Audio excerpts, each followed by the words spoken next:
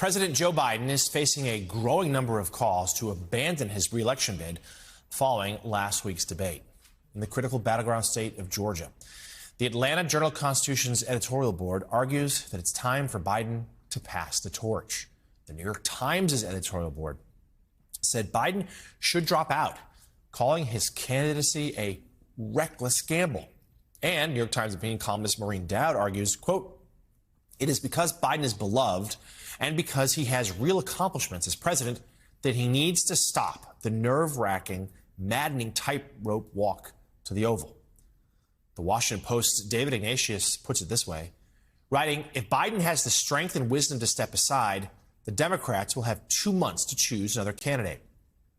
Even longtime Democratic strategist James Carville told Axios he thinks Biden will be off the ticket by Election Day. The Biden campaign blasted out a fundraising note from Carville just over the weekend.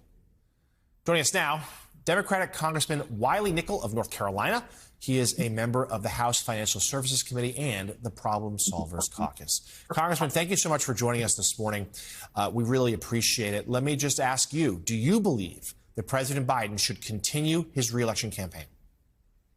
Yeah, the reason I really wanted to be on this interview, Way Too Early does a great job setting the tone for the rest of the day. And I think folks need to hear this. There's only one candidate for president of the United States who should step down, and it's the convicted felon. I think replacing Joe Biden would be a mistake for our country, and it's simply not going to happen. So let's talk then. As noted, a lot of pages are suggesting the president should step down.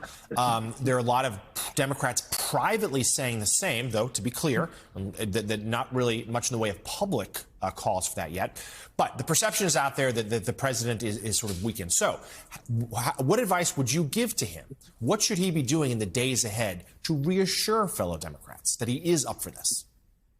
Well, he did it right here in my home state of North Carolina. He came to just outside of my district in Raleigh right after the debate, gave a great speech. I think we're going to see a lot more of that. I think, and I think these are very fair questions. I think that this is an important discussion to have. I wish we were talking more about all of Donald Trump's lies at the debate, but he's going to get out there in front of the press. He's going to get out there in front of the public, and they're going to get to judge for themselves. But I believe this was just a bad night.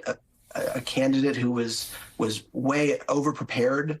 I think there's some questions about how he was prepared for the debate. He was trying to get so much in these questions. And in fairness, it's hard to keep up with Donald Trump when he just continues to go all over the place with crazy stuff.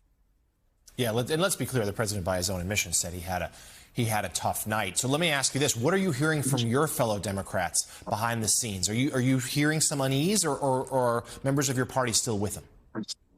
Yeah, it was not a great performance by President Biden. I think that's clear, but the policies are great. And I think the place that the folks I serve with in Congress is pretty simple. We need to continue to talk about the good work that the Biden administration has done and go out there and make the case. We're going to have to carry Joe Biden to victory just the same way we carried Barack Obama to victory and President Biden to victory in the last election. But for folks watching, it's on us to make that case with our friends, our neighbors, that this is a president we need to keep because we can never let Donald Trump get back to the Oval Office again. So let's talk about that race ahead. The president, we take him at his word, he stays in. What sort of contrasts in particular do you think he needs to draw with Trump that will resonate in your state, a battleground state, which the Democrats certainly think they could potentially put in play? No, we need to make the case about protecting the right to vote, protecting the right to choose. Those are the issues that matter in North Carolina, and doing the good bipartisan work. There's only one candidate for president who's going to work across the aisle in a bipartisan way. Joe Biden has demonstrated that.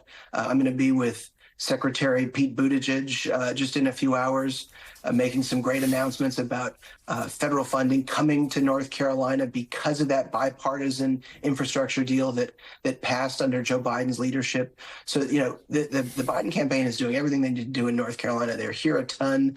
They're making those investments because North Carolina is the state that will determine the president of the United States. I believe we're going to be the state that decides Joe Biden only lost by 1.5 points in the last election, so it's incredibly close. And I think we're 1.5 points more to the center since then.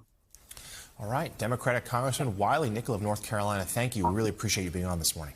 Hey there, MSNBC fans. I'm Luke Russert, and be sure to join me, Rachel Maddow, Jen Psaki, Lawrence O'Donnell, Steve Kornacki, Joy Reid, and many more September 7th in Brooklyn, MSNBC Live Democracy 2024. Click on the link for ticket information. We will see you there.